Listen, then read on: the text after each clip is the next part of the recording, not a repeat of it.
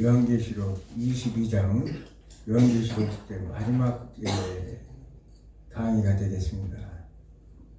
그동안 우리는 요한계시록 1장부터 쭉 오면서 하나님이 어떤 분이시고 우리는 누구이고 또 하나님이 앞으로 세우신 하나님 나라가 어떻게 나아갈 것인가에 대해서 우리는 공부를 했고, 지난 시간에 쭉 이제 우리의 이 지상에서의 모든 세계가 종식되고 악의 세력들이 종식되고 22장에는 새하늘 새 땅, 그러면서 22장 5절까지가 이제 새하늘 새 땅에서의 삶을 기록하고 있죠. 22장 1절부터 5절까지. 그러면서 이제 6절부터는 앞으로 우리가 다시 현실적인 지상의 교회로 와서 하나님의 복음을 증거할 수 있는, 그래서 영원한 복음에 이라는 그런 그 타이틀을 가지고 앞으로 우리가 살아갈 것에 대해서 다시 한번 요한이 다짐을 주는 내용들이 나옵니다. 우리가 잘 알다시피 예수님께서는 요한복음 14장 2절의 말씀처럼 어린 양의 신부를 위해서 이제 거처를 마련하기 위해서 천상의 교회로 올라가셔서, 그동안 우리는 공부했던 대로 요한계시록 5장에 보면 어린 양의 보좌에 앉으셔서 그곳에서 이제 하나님이 주신 계시의 말씀을 통해서, 계시의 말씀은 뭐냐?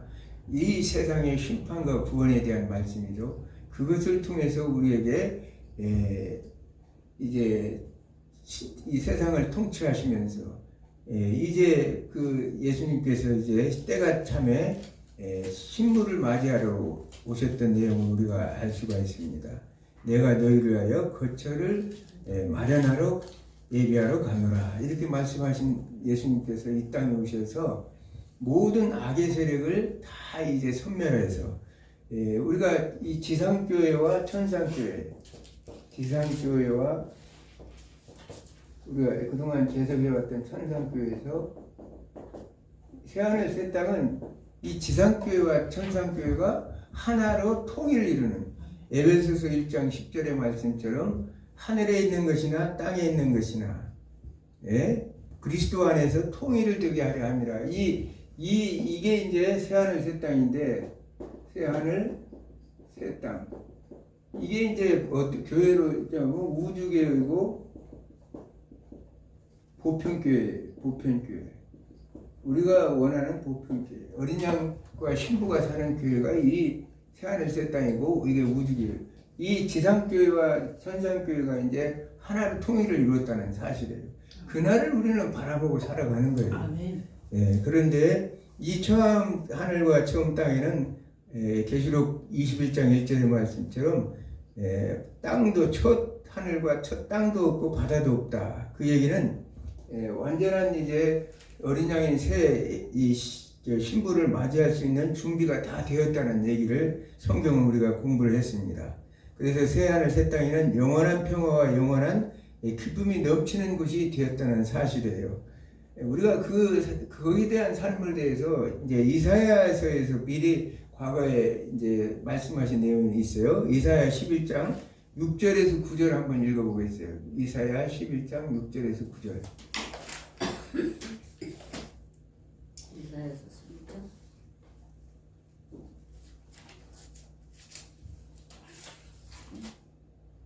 11장 6절에서 9절이? 11장 6절에서 9절.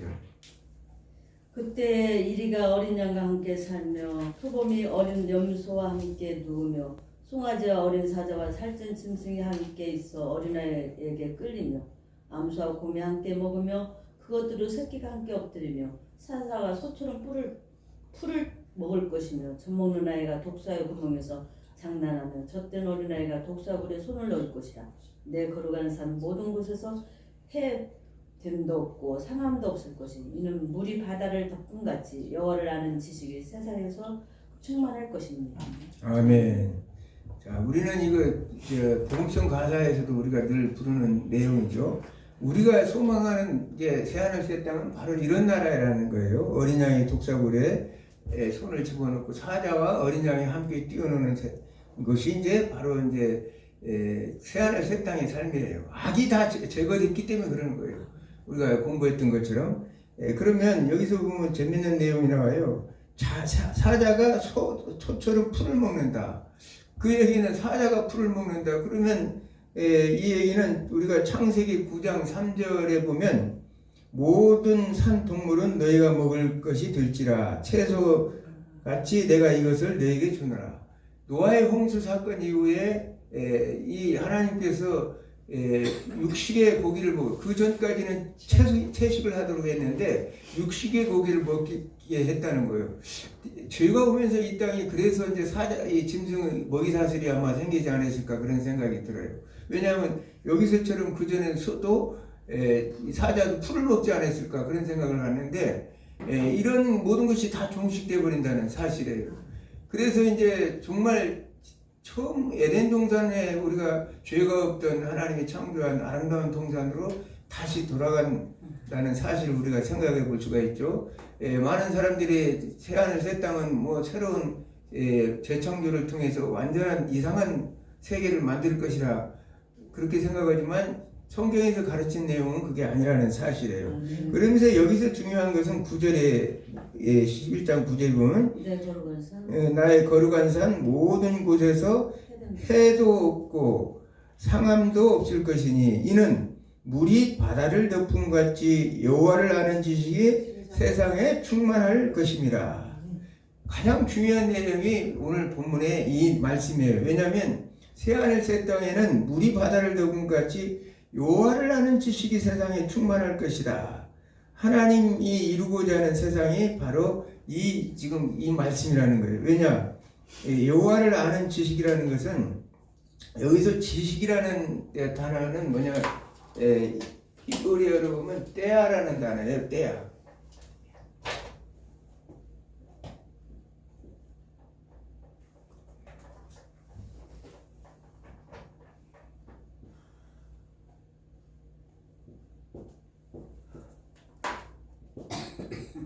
대화라는 단어인데 이게 지식이에요. 지식. 이게 지식이라는 얘기예요. 근데 이 대화라는 단어는 어디서 있느냐? 히브리어 야다라는 단어에서 파생됐다는 거예요. 야다.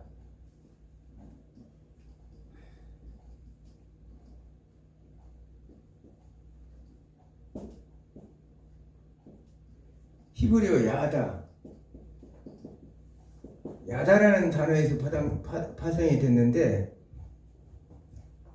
이 야다라는 단어를 우리가 여호와를 아는 지식, 안다 할 때는 단어거든요. 그러니까 야다라는 것은 알다, 지각하다, 인식하다, 주의하다 이런 뜻이 있는데 창세기 4장 1절에 보면 아담이 그 아내와 하와와 동침하며 할 때 가인을 낳을 때 이거 동침하다는 뜻도 알다 뜻도 있지만 동침하다는 뜻이 있어요.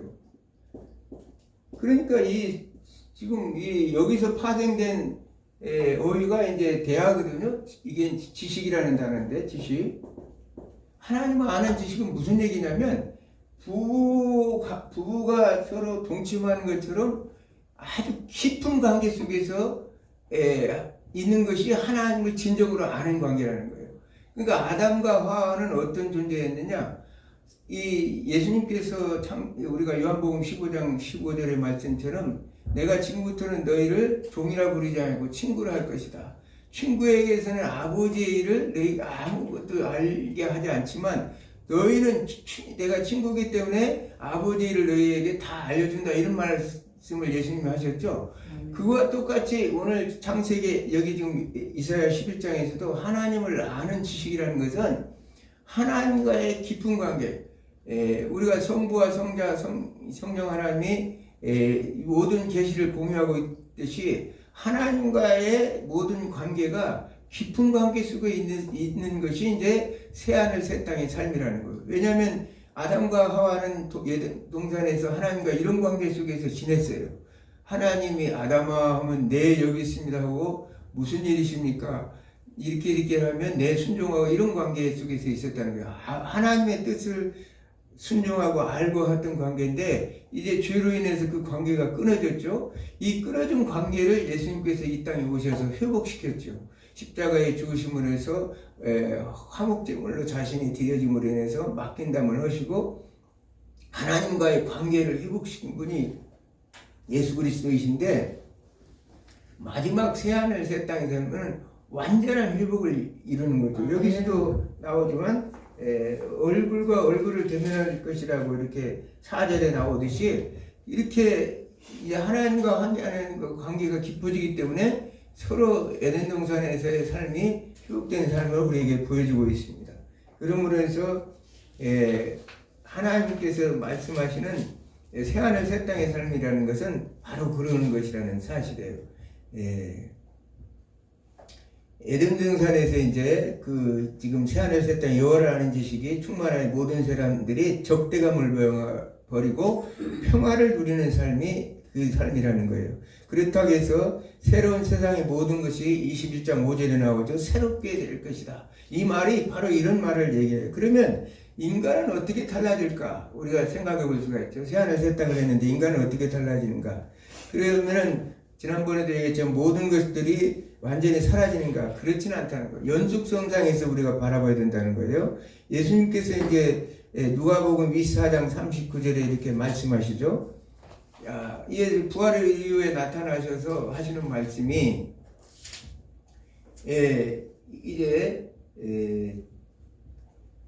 제자들에게 나타나는데 영이다 이렇게 해서 깜짝 놀래요. 그러니까 예수님이 두려워하지 말라, 너희가 나를 믿으라. 왜? 나는 어떤 존재냐? 영은 살과 뼈는 없어도 너희들이 나를 만져봐라. 나는 살과 뼈가 다 있지 않느냐? 우리의 몸은 이렇게 예수님처럼 변화되는 몸으로, 그 대신 그 몸 자체가 죄가 없는 몸으로 달라지는 것을 봅니다. 그래서 고린도전서 15장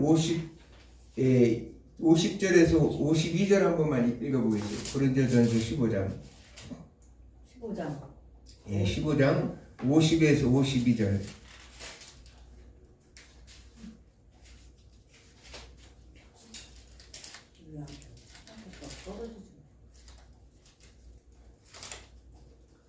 형제들아, 내가 이것을 말하노니 혈과 육은 하나님의 나라를 이어받을 수 없고, 또한 썩는 것은 썩지 아니하는 것을 유업으로 받지 못하느니라. 보라, 내가 너희에게 비밀을 말하노니 우리가 다 잠잘 것이 아니요 마지막 나팔에 순식간에 호련히 다 변화되리니, 나팔 소리가 나매 죽은 자들이 썩지 아니할 것으로 다시 살아나고 우리도 변화되리라. 아멘. 자, 여기서 보니까 어떻게 해요? 예수님이 재림과 동시에 재림날을 부를 때 순식간에 우리의 죄든 몸이 이렇게 변화된다는 거예요. 썩지 않을 몸으로 변화되는데, 그 변화된 내용이 오늘 보면 예수님께서 말씀하시는 살과 뼈는 다 있고, 예수님이 그 위에 생선을 가져와라 해서 생선도 또 잡수시잖아요. 그래서 다 먹을 수, 그래야 우리가 공부한 대로 새하늘 새 땅에 가면 만나도 먹고 생명나무 과실도 따먹고 그럴 수 있는 거지. 뭔가 뭐 천사들 마냥 영 마냥 휙휙 날아다니고 그런다면 그건 뭐 부활이라고 우리가 소망하는 그런 내용은 아니죠. 우리의 몸이 후련히 죄악된 그런 몸에서 예수님처럼 그런 영원한 몸으로 바뀌어서 영화의 단계에 들어간다고 그러죠. 우리가 구원의 서정에 보면 성화에서 영화의 단계로 마지막 들어가시 그런 단계로 들어가는다는 사실을 우리가 알 수가 있습니다. 그래서 하나님께서 회복하시자고 하는 것은 하늘과 땅만 회복하는 게 아니라 사람을 이제 새롭게 하신다는 사실을 말씀하고 있는 거예요. 창세기 우리가 8장 21절에 봤던 것처럼 지난주에 얘기했죠. 어려서부터 우리 인간은 하나님께서 말씀을 생각하는 것이 악하기 때문에 그 악을 하나님께서 다 제거해버리는 그런 변화된 새 사람으로서의 모습을 이렇게 우리는 바뀌어 간다는 사실을 말씀하고 있습니다. 새 하늘 새 땅에 거하는 사람은 당연히 새 사람이 돼야 된다는 사실을 우리에게 말씀하고 계시죠. 그러므로 인해서 새 아들인 예수님은 말씀과 성령으로 사람을 변화시켜서 자신의 신부인 새 백성을 모시고 있다는 사실이에요. 그리고 새 마음과 새 영을 가진 새 백성들은 말씀과 성령의 충만한 새 땅에서 영원한 평화를 누리고 사는 것이 이게 우리가 그동안 공부했던 새하늘과 새 땅의 삶이라는 사실을 우리가 알 수가 있습니다. 그러면 본문 22장 1절에서부터 한번 읽어보겠습니다. 22장 1절부터 5절까지.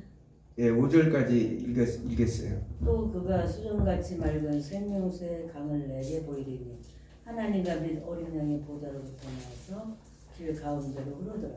강 좌우에 생명나무가 있어 12가지 열매를 맺되 달마다 그 열매를 맺고 그 나무 잎사귀들은 만국을 취하기 위하여 있더라. 다시 저주가 없으며 하나님과 그 어린 양의 보좌가 그 가운데 있으려니 그의 종들이 그를 섬길 것이며 그의 얼굴을 볼 터이요 그의 이름도 그들 이마에 있으리라. 다시 밤이 없겠고 등불과 햇빛이 쓸데없으니 이는 주 하나님이 그들에게 비치심이라. 그들이 세세토록 악로를 하리로다. 아멘. 자, 오늘 1장과 2절 보니까 여기는 이제 1절을 보고는 새하늘 새 땅인데 아주 에덴 동산의 그 창조의 처음 창조된 모습을 그대로 반영하고 있는 것이 오늘 22장 1절에서 5절의 말씀입니다. 그래서 생명수강을 내게 보이리니 하나님과 어린 양이 보좌로 와서 여기서 보통 생명수강이 에스겔 49장에 보면 성전 문지방에서 이렇게 나오잖아요. 근데 여기서는 이제 하나님의 보좌로부터 이제 생명수강이 나온다. 이 말은 성부와 성자, 성령 하나님으로부터 이 생명수강이 흘러나온다는 말씀을 하고 있는 것입니다. 우리가 이 요한복음 4장 14절을 보면 요한복음 4장 14절 4장 14절 예.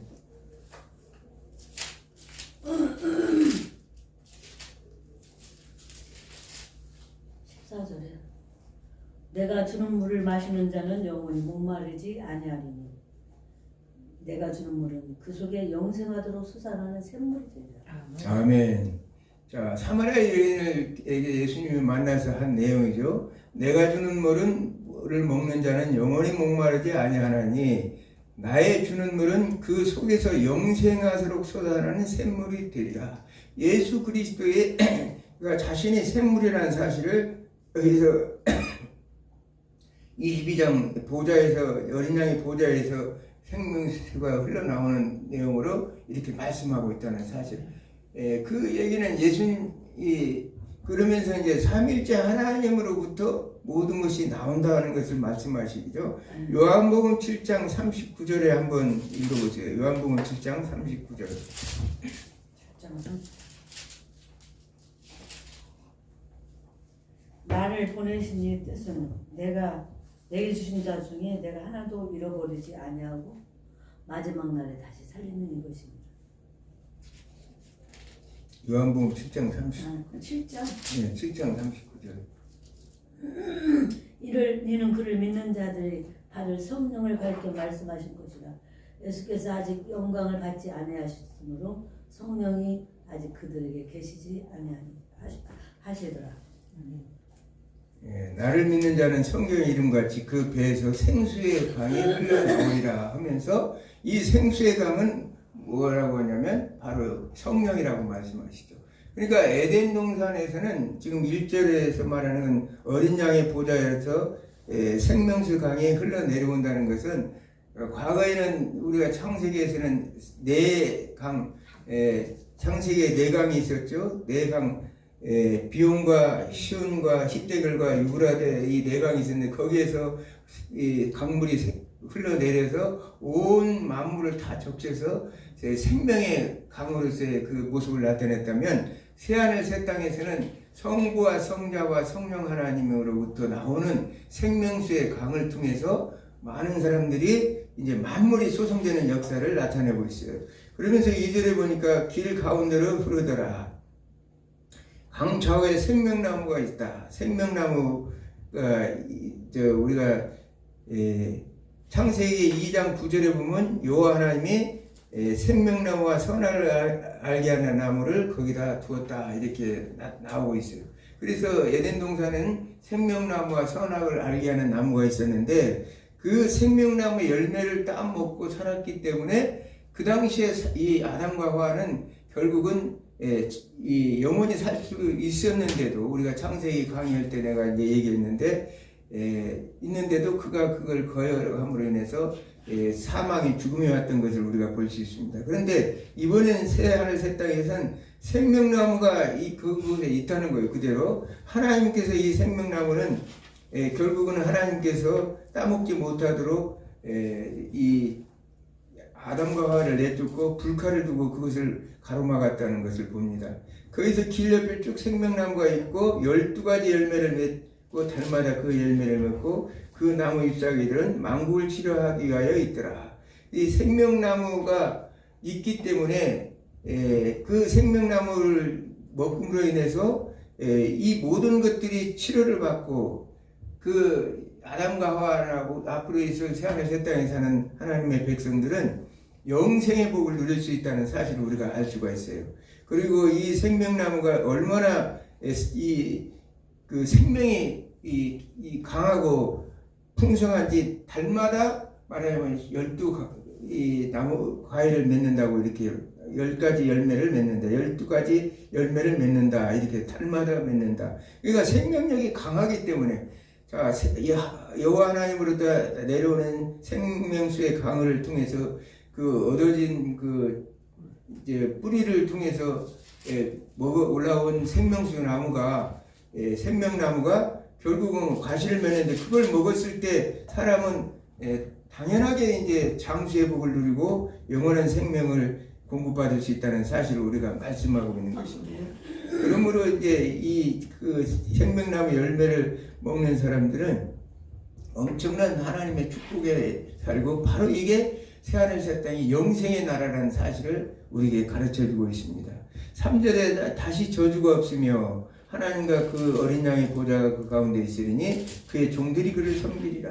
다시 저주가 없다. 하나님께서는 아담과 하와가 범죄하실 때 창세기 3장에 17절에 18절에 보면 땅은 너로 인하여 저주를 받고 너는 종신토록 수고하여 그 소산의 열매를 먹을 것이다. 이렇게 얘기하죠.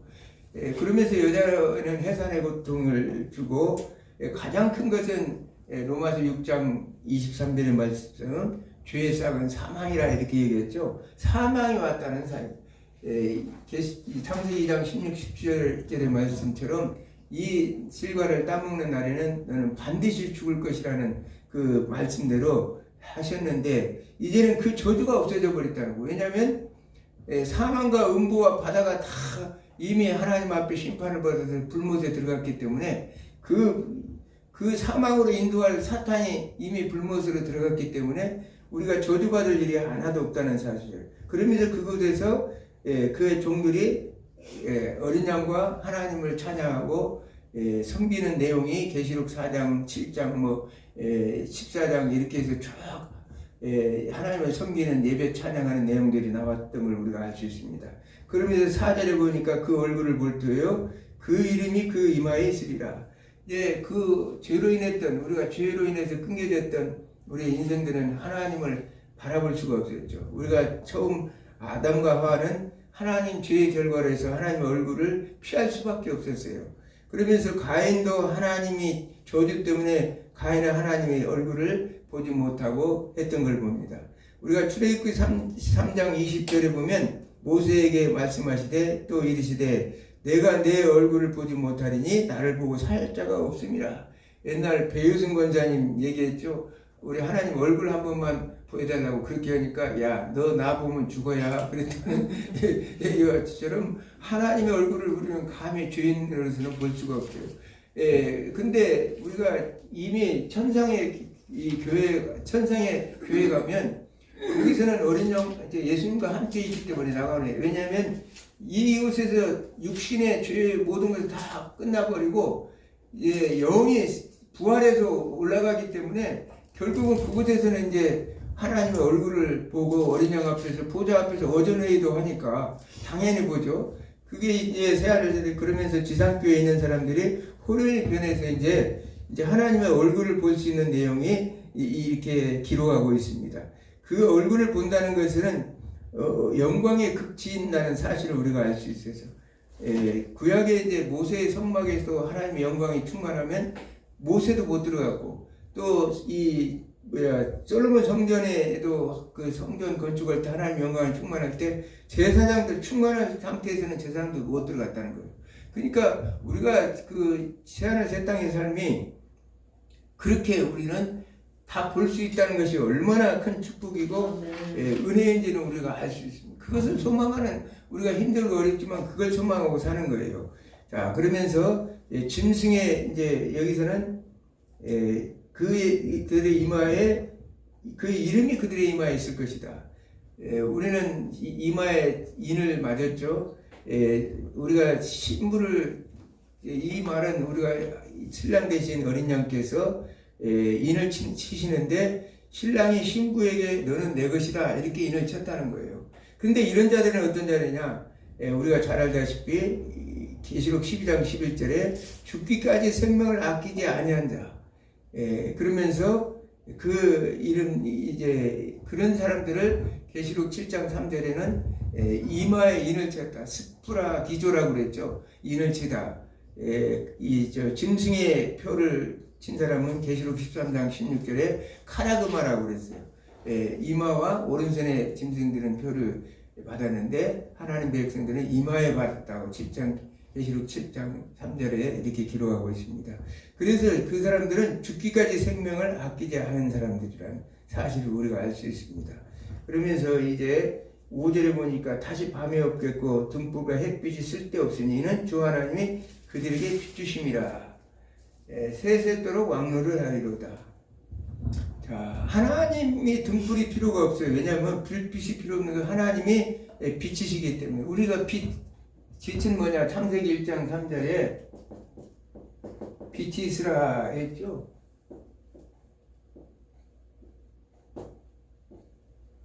오르라는, 헬라어라는 오르라는 단어예요. 이 빛은 어떤 빛이냐? 생명의 빛이에요. 이 빛이 있음으로 해서 첫째 날, 둘째 날, 셋째 날, 여섯째, 일곱째 날까지의 모든 하나님의 창조적 질서가 이루어진 거예요. 그러니까 요한복음 1장에서는 이 빛이 요한복음 1장 9절에는 참 빛이 세상에 오셨다 이렇게 말씀하시죠. 참 빛이 곧 세상에 와서 각 사람에게 비추는 빛이 있었나니 그러나 세상에 그를 알지 못했다 이렇게 말씀하는 걸 봅니다. 이 빛은 예수 그리스도 자신을 말하는 거예요. 예수 그리스도 하나님의 빛이 모든 만물을 소성케 하고 생명을 주는 빛이라는 사실이에요. 오늘 이렇게 말하죠. 그러면서 교회가 세세토록 왕노를 할 것이다. 창세기 1장 26절에 28절에 이미 우리는 어떤 존재였느냐? 하나님께서 제사장과 왕권을 우리에게 위임하셔서 모든 만물을 통치하고 다스리도록 하셨다는 사실을 우리가 알고 있습니다. 그러나 죄로 인해서 그 통치권이 빼앗겼죠. 왜? 사탄한테 다 빼앗기는데 다시 예수 그리스도를 통해서 우리가 회복해서 이제 새하늘 새 땅에서는 그 세세토록 왕노를 할 것이라는 거예요. 누구에게도 이제 빼앗기지 않는다고 이렇게 성경은 우리에게 말씀하고 있다는 사실입니다. 그러므로 해서 요한계시록 21장 1절부터 22장 5절까지는 새 창조의 주인공이며 혜택자인 교회에 대해 교회가 에덴 동산에서 첫 창조의 목적에 대한 완전한 성취를 경험하는 것을 우리에게 보여주고 있다는 사실입니다. 그러면서 이제 21장 6절부터 21절까지는 영원한 복음에 대해서 우리에게 가르치고 있어요. 영원한 복음. 자, 지금 우리는 천상의 세계에서 기분이 참 좋았잖아요. 그래가지고 우리가 앞으로 있을 세계는 이런 거 이제 했는데 다시 현실로 딱 돌아오면 여기 이제 지상교회 현실로 딱 돌아와요. 요한이. 그러면서 이제 요한이 이제 앞으로 있을 재림의 임박수형에 대해서 다시 한번 이제 성도들에게 밝힘을 해서 성도들로 하여금 종말에 대한 대비를 철저히 하도록 깨우치고 있다는 사실을 우리가 알 수 있습니다.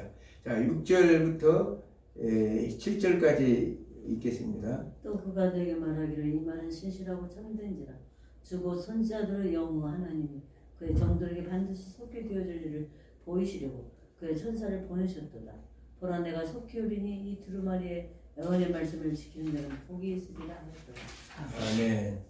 자, 오늘 내가 말하기를 신실하고 참된지라. 이 하나님께서는 피스토스라고 신실한, 그러면서 확실한, 참된지라는 것은 확실하게 있을 것이라는 거예요. 주고 천사의 영광이 하나님의 그의 종들에게 반드시 속게 될 일을 보내시려고 그 천사를 보내셨도다. 이게 어디서 많이 들은 것 같죠? 계시록 1장 1절에 보면 아버지가 그 아들에게, 예수 그리스도의 계시록 아버지가 그 아들에게 이게 반드시 속게 될 일을 종들에게 보이시려고 천사를 그 종 요한에게 보냈다. 이 내용이 지금 오늘 여기 다시 계시록 22장 6절에 이렇게 나와요. 다시 한번 반복적으로 나온 거예요. 왜냐하면 우리는 이미 공부했잖아요. 요한계시록 10장에 가서 이제 그 요한이 그 계시를 그때서 받아서, 그러니까 요한계시록은 순서적이 아니라는 거. 그 계시가 그 천사들로부터 받아서 먹었는데 그 말씀이 꿀 같더라. 그런데 이제 먹으면은 그것이 쓰더라 이렇게 얘기했죠. 그 계시의 말씀을 지금 이렇게 말씀하고 있는 거예요. 보라 내가 속히 오리니 이 책의 예언의 말씀을 지키는 자가 복이 있으리라.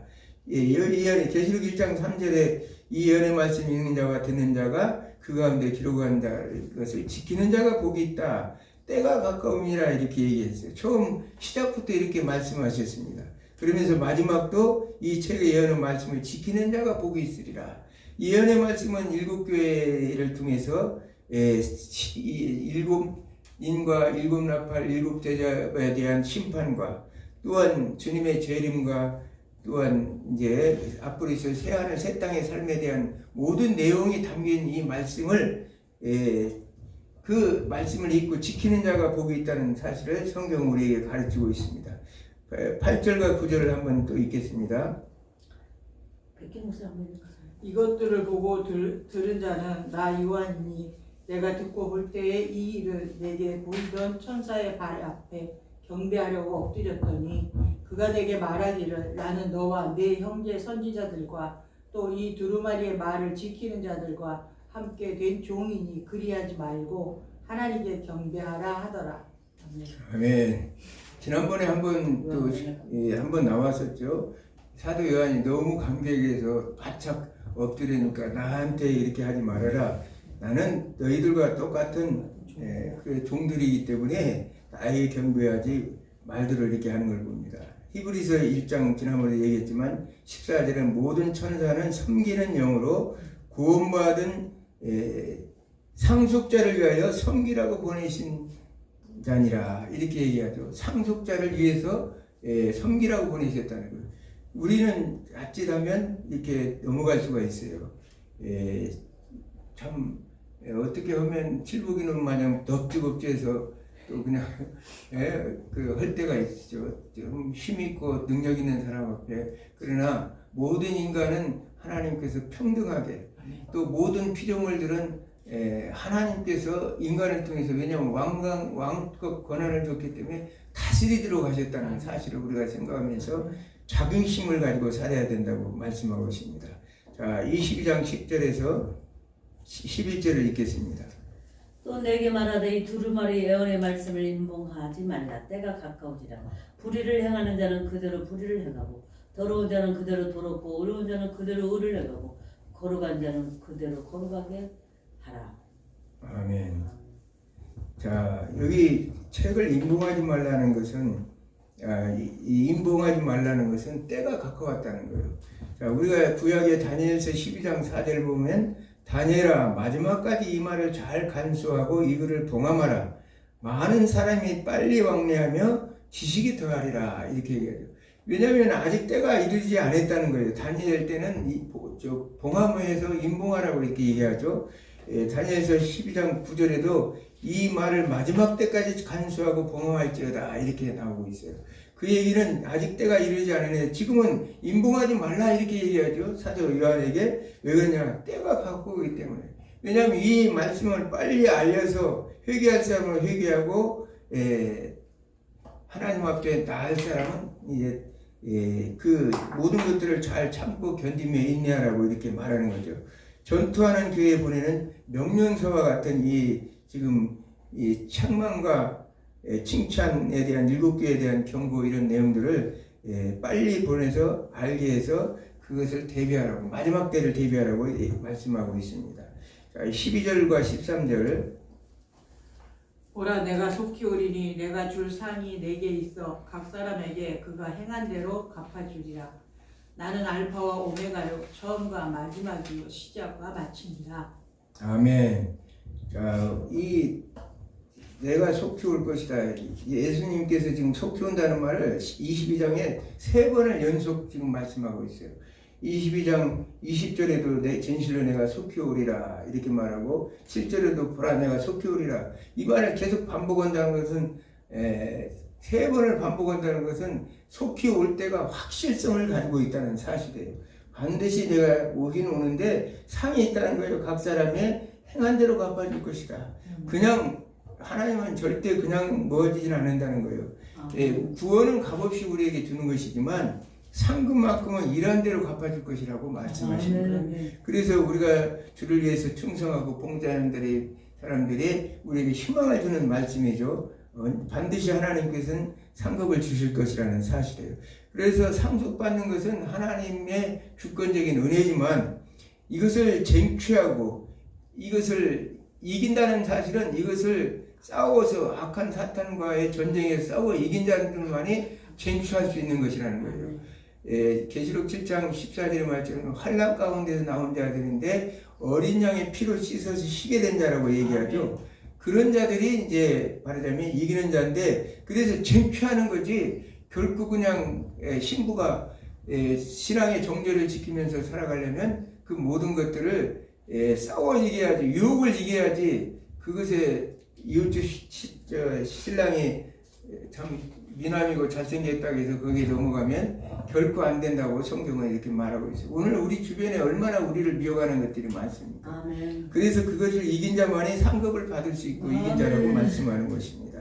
14절 15절 읽겠습니다. 14절 15절 자기 두루마기를 빠는 자들은 복이 있으니 이는 그들이 생명나무에 나아가요 문들을 통하여 성에 들어갈 권세를 받으려 함이로다.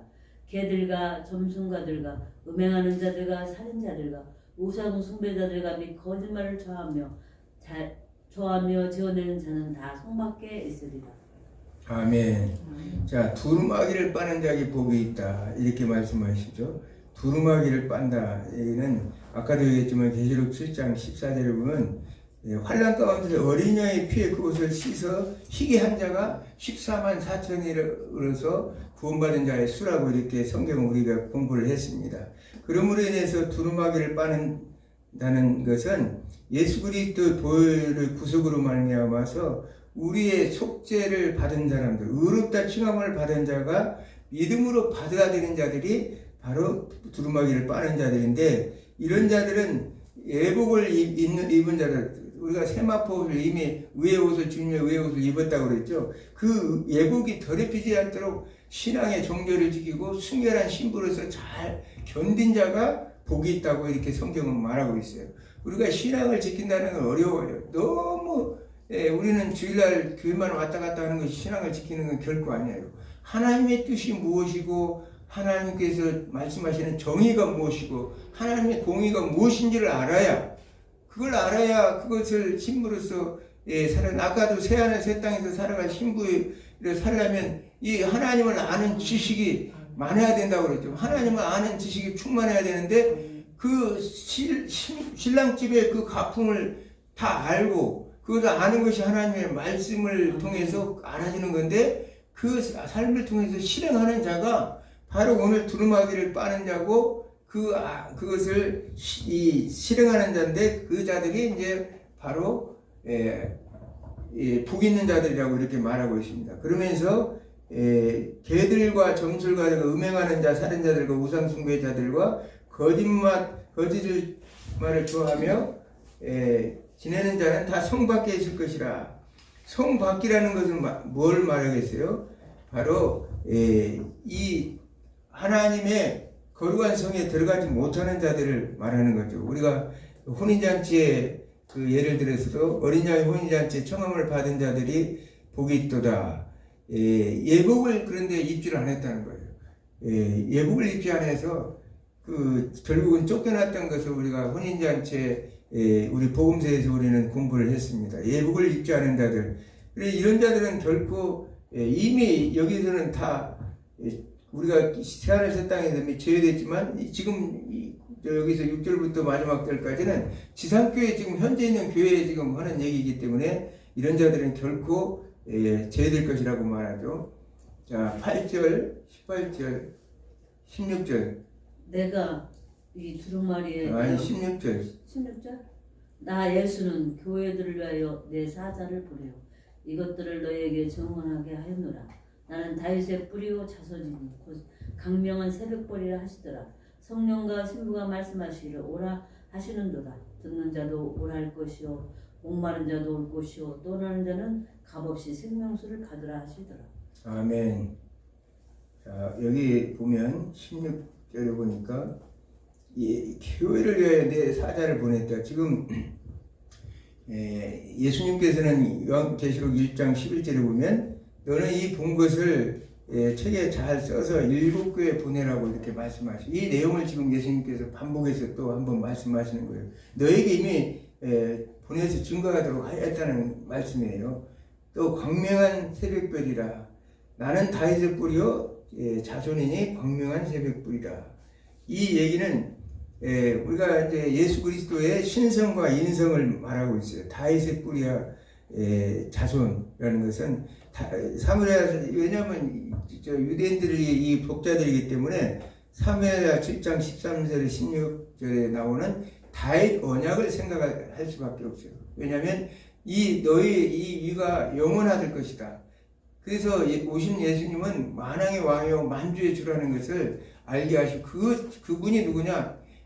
하나님이시고 신성이신 골로새 1장 16절의 말씀처럼 이 사람 만물을 그로 인해서 만물이 지어졌고 또 그를 위해서 지어졌다고 말씀하시죠. 그와 같은 하나님의 신성, 창조주 하나님이고 그는 왕이고 그러면서 자손이라는 것은 다윗의 그 계통을 이어받았다는 것을 이렇게 알기 위해서 이렇게 신성과 인성을 동시에 말씀하고 있습니다. 그러면서 그는 광명한 새벽별이라. 광명한 새벽별. 새벽에는 이제 지금 이 세상은 지금 어두움이 잔뜩 카오스의 세계예요. 지금 예수님의 재림오기 전에는 이 세상은 너무 어두워요. 근데 새벽별이라는 것은 이제 조금 있으면 해가 뜬다는 의로운 해를 비칠 예수 그리스도가 오신다는 것, 재림을 미리 준비하시기 이제 오실 때가 가까웠다는 걸 말하는 거죠. 그러므로 해서 어두워진 우리 마음속에 있는 어둠을 제거하고 세상의 그 모든 악을 제거해서 어둠을 제거하는 새벽별이 반짝반짝 빛나면서 앞으로 새벽별이 뜰 때는 이제 아침이 광명한 새 날이 밝아올 날이 얼마 안 남았구나 이런 생각을 가지면서 이제 생각할 수 있도록 나는 바로 광명한 새벽별이라 이렇게 말씀하시는 것입니다. 그러면서 나 예수는 이렇게 얘기했죠. 예수님이 직접 말씀하신 거예요. 이거는 나 예수는 이렇게 보통 천사가 전해주는데 예수님이 확실하게 말씀하시는 거죠. 그러면서 17절에 성령과 신부가 말하기를 오라 하는도다. 듣는 자도 오라 할 것이요 목마른 자도 올 것이요 또 원하는 자는 값없이 생명세수를 받으리라. 성령과 신부는 교회가 신부, 성령과 신부는 교회가 이 성령은 하나라는 사실을 우리가 말씀해요. 같은 동역자라는 얘기를 말씀하시는 거예요. 하나님 나라를 세워나가고 앞으로 새 땅이 이루어나가는데 우리는 성령의 도우심을 받을 수밖에 없다는 거예요. 그러므로 해서 성경은 우리를 동역자라고 얘기하고 있죠. 고린도전서 3장 9절을 보면 우리는 하나님의 동역자들이요 너희는 하나님의 밭이요 하나님의 집이니라 이렇게 말하죠. 우리가 하나님의 동역자라서 성령 하나님과 우리는 동역자의 관계에 있다는 사실을 말하고 있습니다. 구약에서는 이사야 55장 1절을 보니까 너희 목마른 자들아 다 물로 나오라 돈 없는 자도 오라 너희는 와서 사 먹되 돈 없이 값없이 와서 포도주와 젖을 사라.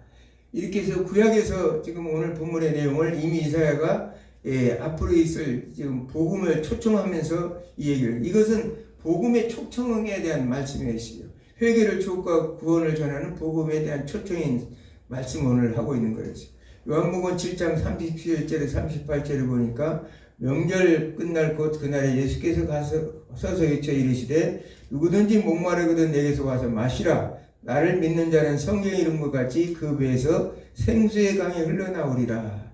이렇게 말씀하시는 것이 구약 성경과 복음서에서는 일관되게 그 초청을 하나님의 백성들을 초청하고 있는 내용을 오늘 본문에서 말씀하고 있습니다. 그러면서 22장 11절, 18절과 19절 한번 읽겠습니다. 내가 이 두루마리의 애언의 말씀을 듣는 모든 사람에게 증언하노니 만일 누구든지 이것들 외에 더하면 하나님이 이 두루마리에 기록된 재앙들을 그에게 더할 것이요 만일 누구든지 이 두루마리 애언의 말씀에서 제하여버리면 하나님이 이 두루마리에 기록된 생명나무와 미코르간 성의 참여함을 제하여 버리시리라. 아멘. 자, 우리가 참 하나님 내가 본 천국 때문에 많은 사람들이 신앙을 길을 잃어버리고 그것을 믿고 어떻게 너무 그 이단들이 교묘하게 이렇게 하기 때문에 요한계시록은 그런 것들이 요소가 많은 책이죠. 그래서 이제 그 다른 방향으로 갈 수 있어요. 그런데 신명기 4장 2절을 보면 내가 너에게 명하는 말은 너희는 가감하지 말고 내가 너에게 명하는 하나님의 여호와 하나님의 명령을 구하라. 이렇게 가감하지 말라고 이 구약에서도 말씀하시죠. 오늘 여기 지금 신약에서도 똑같은 말씀으로 하나님의 말씀을 더하거나 빼지 말라는 거예요. 그러면 그 모든 재앙들이 너희에게 내릴 것이라고 말씀하죠. 오늘 말씀을 진짜 올바르게 전해야 되는데 그 말씀이 왜곡돼서 우리가 말씀이 왜곡된 것이 창세기 3장에 아담과 하와가 사탄의 꼬임을 받아서 너희는 정령 죽을 것이라 이렇게 말했죠. 죽을 거 하노라 이렇게 하면서 말씀을 왜곡하고 하나님이 변조하고 이런 내용들이 나옵니다. 그 뿌리를 통해서 인간은 항상 어떤 하나님과의 관계가 온전해 있을 때 하나님의 말씀을 순종할 텐데 관계가 온전하지 않을 때는 이렇게 자기 나름대로 자해서가고 우리 인간이 큰 죄가 지금은 어떻게 내가 하나님이 되어 있다는 사실을 얘기하죠. 창세기 3장은 바로 오늘날 계몽주의가 탄생해서 하나님과 동등되고자 하는 그런 인간의 교만이 들어있는 내용이 오늘 뭐하고 있습니다. 그런 자들은 반드시 이제 여기 성경에 기록된 대로 불못에 들어갈 자들에게 주시는 말씀입니다. 우리가 사실 하나님의 말씀을 전하는 것이 얼마나 중요한 것을 우리는 알 수 있어요. 20절에 이것들을 증언하신 이가 이르시되 내가 진실로 속히 오리라 하시거늘 아멘. 주 예수여 오시옵소서. 아멘. 주 예수의 은혜가 모든 자들에게 있을지어다. 진실로 속히 오리라. 진실로 속히 지금 몇 번째 지금 세 번째라고 했죠. 22장에 예수님께서는 반드시 오실 거예요. 때가 가까웠다는 거예요. 계시록 1장 3절에 아까 복음을 전할 때 때가 가까웠기 때문에 7개의 편지를 써서 보내라 이렇게 말씀하신 것처럼 이 하나님의 기록된 말씀을 전하고 읽고 듣고 그것을 지키는 자가 복이 있다고 했죠. 그러면서 그와 똑같은 시작은 때가 가까우고 마지막에는 속히 올 것이라 이렇게 예수님께서 말씀하신 거예요. 아멘. 주 예수 오시옵소서. 이것은 교회의 이제 화답이죠. 아멘. 주 예수 오시옵소서.